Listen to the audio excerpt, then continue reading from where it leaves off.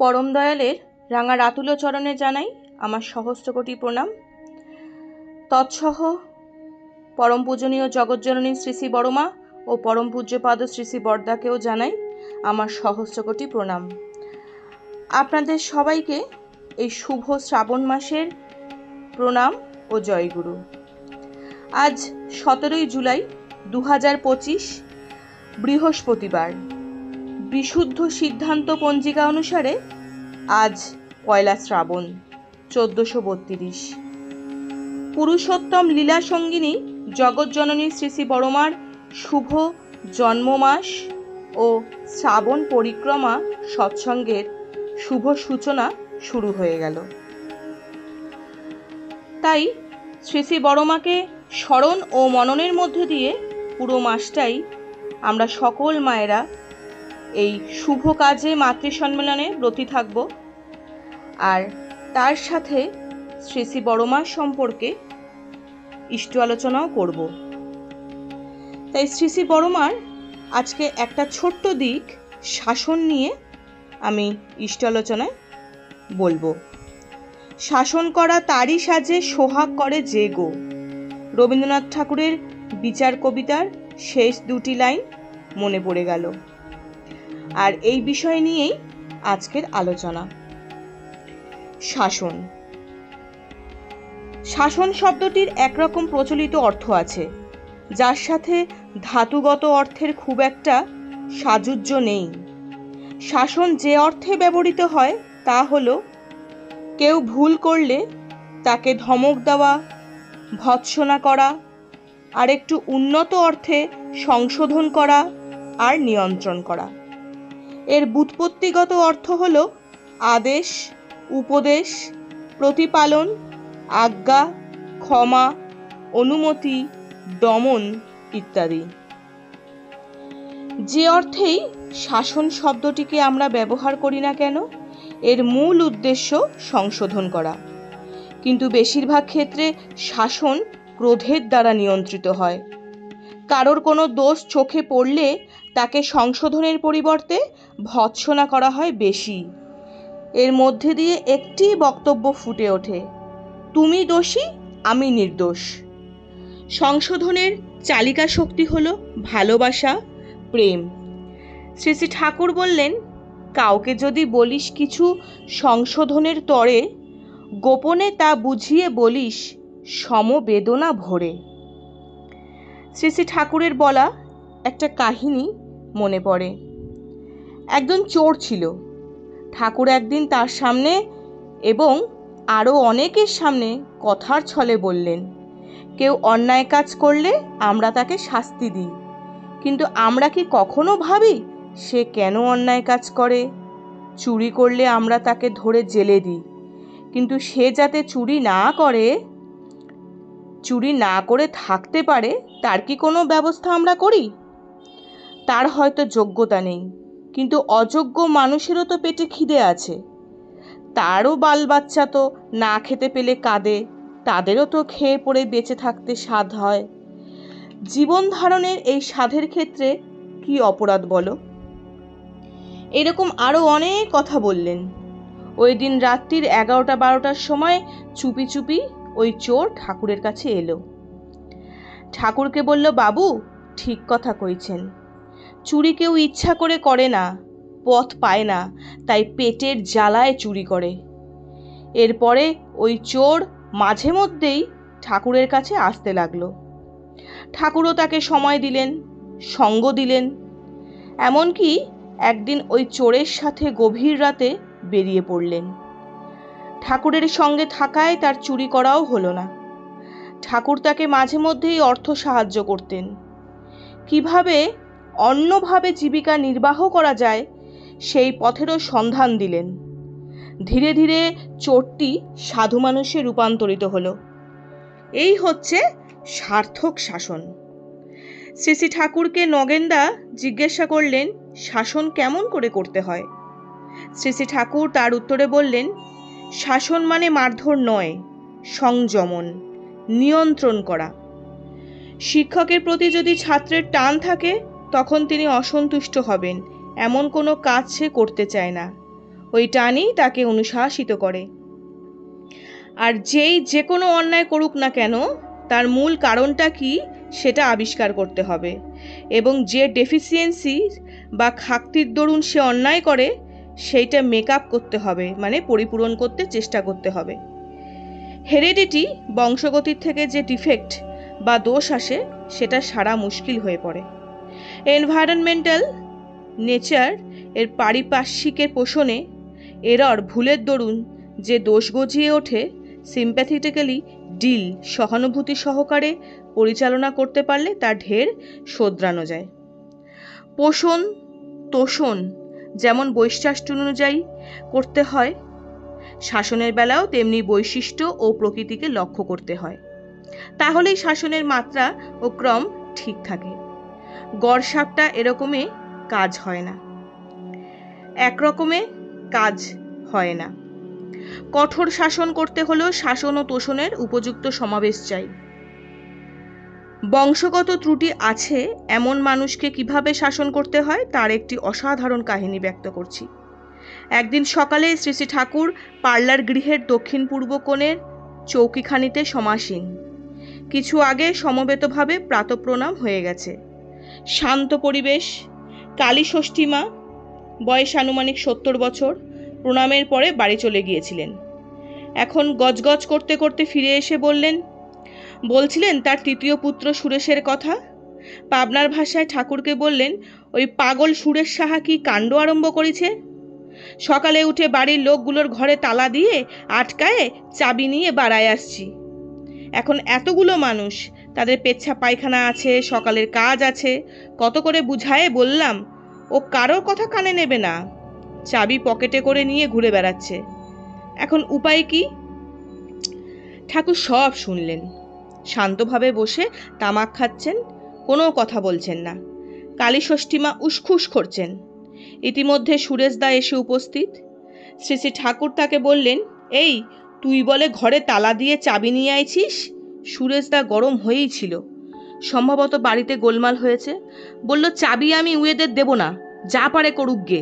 কালী ষষ্ঠীমা অসহায়ের মতন শ্রী শ্রী ঠাকুরের দিকে তাকিয়ে বলে উঠলেন, ওই শোনেন।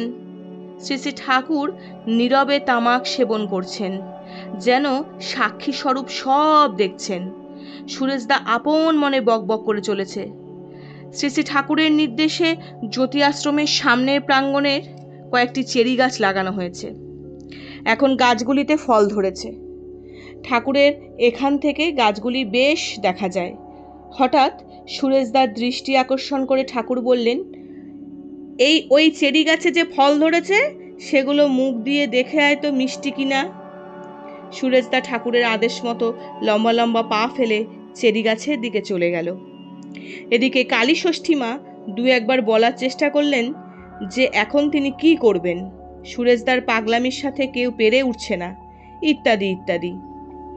কিন্তু শ্রী শ্রী ঠাকুরের মুখে কোনো ভাবান্তর নেই। তিনি অন্যদের সঙ্গে কথায় ব্যস্ত।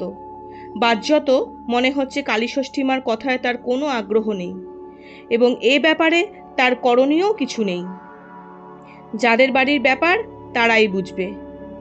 কিন্তু মহা চৈতন্যের অধীশ্বর যিনি, জগৎ সংসারের ক্ষুদ্রতম সারাটিও যে তার দৃষ্টির বাইরে নেই, তা বোঝা গেল ক্ষণকাল পরেই। একটু পরেই দেখা গেল সুরেশদা চেরি ফল খেতে খেতে পার্লারের দিকে আসছে। হাতে তার কয়েকটি চেরি ফল।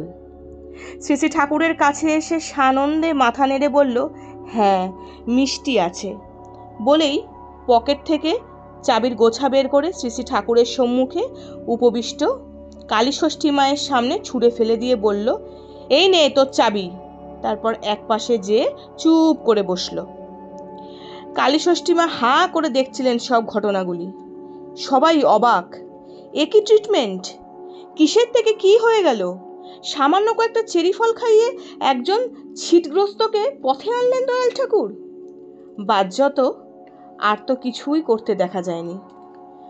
একজন ছিটগ্রস্ত রাগচটা অনিয়ন্ত্রিত মানুষকে শাসনের এক অনুপম চিত্র ফুটে উঠল কাহিনীটির মধ্য দিয়ে। শ্রী শ্রী ঠাকুরের দর্শনে যে নিজে শাসিত হয় না, যে তোষণ দিতে পারে না, তার শাসন করার যোগ্যতাই নেই। এর সমর্থনে শ্রী শ্রী ঠাকুরের 3টি বাণী উল্লেখ করছি।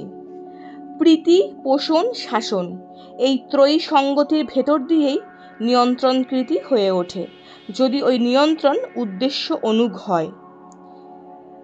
দ্বিতীয়, নিজে যে শাসিত হয় না তুষ্টি তৎপরতা নিয়ে, যে শাসনও করতে পারে না কাউকে, তুষ্টি তৎপর করে তোলে উদ্বুদ্ধ আবেগে। তৃতীয়ত, মানুষ শাসনে সংযত হয় আর তোষণে সংবুদ্ধ হয়, অনুপ্রেরণা পায়।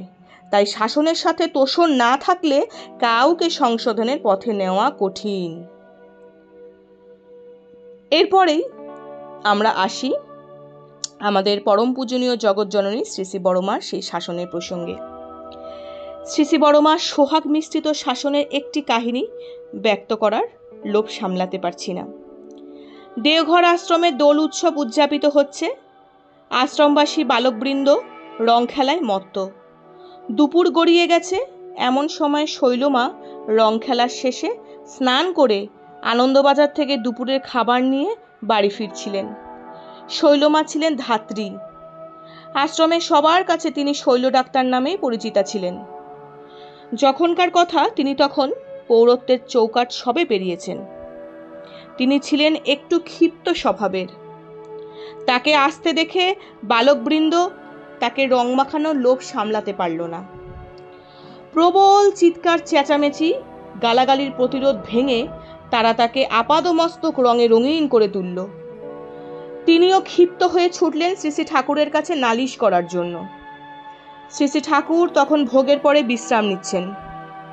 শৈল ডাক্তারের কথা শুনে দশা দেখে বলে উঠলেন, চল তো দেখে আসি কারা এই অবেলায় এমন করে রং মাখিয়ে দিয়েছে। বড়মা ঠাকুরকে নিরস্ত করে বললেন, তুমি বসো, আমি দেখে আসছি। বড়মা ঘটনাস্থলে এসে সকলকে একবার ভালো করে দেখে নিয়ে ভৎসনা সুরে বললেন, তোরা করেছিস কি? এই রকম কেউ করে? এই অবেলায় চানের পরে রং মাখানো এ কেমন ধরনের খেলা? ঠাকুর শুনে খুব রেগে গিয়েছেন। এরকম আর কখনো করিস না, লাইন দিয়ে দাঁড়িয়ে পড় সকলে। বালকবৃন্দ পরপর দাঁড়িয়ে পড়ল। বড়মা সবাইকে পিঠের মধ্যে আলতো করে চাপড় মেরে এগিয়ে চললেন। আদর না শাসন কেউ হতচকিত অবস্থায় বুঝতেই পারল না। ফিরে যাওয়ার পর ঠাকুর বড়মাকে জিজ্ঞাসা করলেন, ভালো করে শাসন করে দিয়ে এসেছ তো? বড়মা বললেন, শাসন তো করেইছি, উত্তম মধ্যম দিয়েও এসেছি সকলকে, একটাকেও ছাড়িনি। রবীন্দ্রনাথ ঠাকুরের বিচার কবিতা শেষ 2টি লাইন, শাসন করা তারই সাজে, সোহাগ করে যে গো। নিজে অনিয়ন্ত্রিত হয়ে শাসন করলে যে কি ভয়ানক জ্বালা হয় তা আমার ব্যক্তিগত জীবনে উপলব্ধি করেছি। আমি একটি উচ্চ মাধ্যমিক স্কুলে পড়াতাম। একবার ক্লাস 8-এর একটি ছেলে ভয়ঙ্কর রকমের দুষ্টামি করল। সে আগের বেঞ্চের ছেলেটি যখন পড়া বলতে দাঁড়িয়েছে তখন তার বসার জায়গায় সোজা করে পেন ধরেছিল। ভয়ঙ্কর দুর্ঘটনা ঘটতে পারত, কোনো রকমে তা ঘটেনি। আমি উত্তেজিত হয়ে বেত দিয়ে ছেলেটিকে অনেক প্রহার করলাম। এমন মনের মধ্যে জ্বালা সৃষ্টি হলো, ঠাকুরের মানুষ হয়ে এ আমি কি করলাম। শেষে টিফিনের সময় দোকান থেকে রসগোল্লা কিনে নিয়ে এসে ছেলেটিকে আদর করে খাওয়ালাম এবং বোঝালাম কেন এরকম দুষ্টুমি করা উচিত নয়। অনুভব করলাম শাসিত না হয়ে, নিয়ন্ত্রিত না হয়ে শাসন করা যায় না। আর সেই জন্যই শ্রী শ্রী ঠাকুর, শ্রী শ্রী বড়মা, শ্রী শ্রী বড়দা, শ্রী শ্রী দাদা ও শ্রী শ্রী আচার্যদেব আমাদেরকে দৃষ্টান্ত স্থাপনের মধ্যে দিয়ে শিক্ষা দিয়ে চলেছেন কিভাবে শ্রেয়কেন্দ্রিক জীবনযাপনের মধ্যে দিয়ে শাসিত হতে হয় এবং শাসন করতে হয়। তাই জন্যেই ঠাকুর আর বড়মার 2টো ঘটনা আমি তুলে ধরলাম। আজ এই পর্যন্তই। যারা মনে করছেন যে তাদের সন্তানদের শাসন করবেন বা আশেপাশে তাদের ছাত্রছাত্রীদের শাসন করবেন, সেভাবেই কিন্তু আবার সোহাগ করে দেবেন। কারণ শাসনের জন্য এখানে ঠাকুর কিন্তু দৃষ্টান্ত দিয়ে দিয়েছেন কিভাবে শাসন করা উচিত। কেউ ভুল পথে আবেগভূত হয়ে বা চরম কোনো দৃষ্টান্ত নিয়ে নেবেন না, যা পরবর্তীকালে নিজেদেরই ক্ষতি হতে পারে। তাই ঠাকুরের মানুষ হয়ে ওঠা আমাদের একান্ত কাম্য। ইষ্টকে মাথায় নিয়ে সেভাবেই ইষ্টমুখী হয়ে চলা, আর এই শ্রাবণ ভাদ্র মাস সেভাবেই কাটানো, এটাই হচ্ছে আমাদের একান্ত কাম্য। আজ এই পর্যন্তই। সবাই সুস্থ ভালো থাকবেন। সবাইকে জানাই আরও একবার প্রণাম ও জয়গুরু।